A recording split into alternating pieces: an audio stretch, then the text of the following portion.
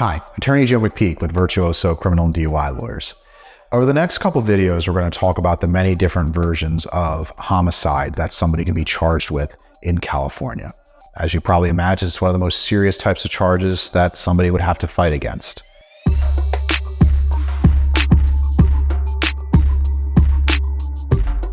Homicide, of course, by its nature, is just the unlawful killing of another human being. But there's many different degrees and many different versions.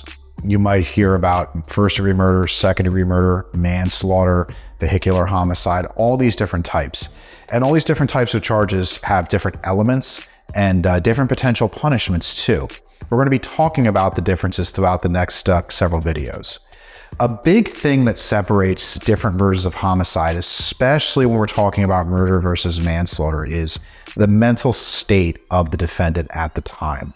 What were they actually intending to do? Did they actually plan and premeditate that killing somebody else and ending their life? Or was the killing more spur of the moment, the result of some sort of provocation?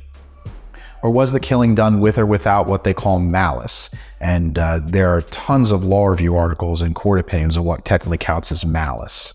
If somebody is defending a homicide case, how much planning or premeditation does the government have to show to prove that it was done with premeditation? And do one or more what they call special circumstances apply?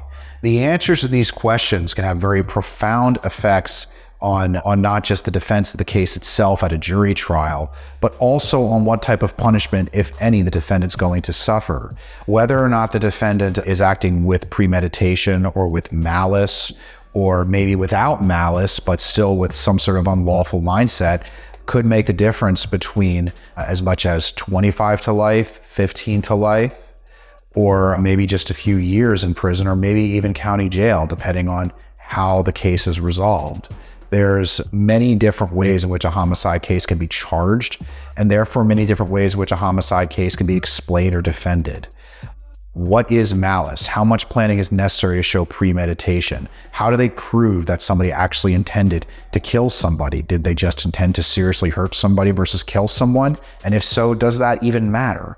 Are there special circumstances present? Did they lie in wait? Did they use poison or some sort of special weapon? Were they acting on behalf of a criminal street gang?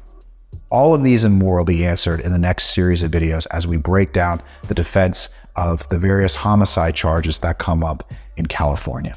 Thanks, and stay safe out there.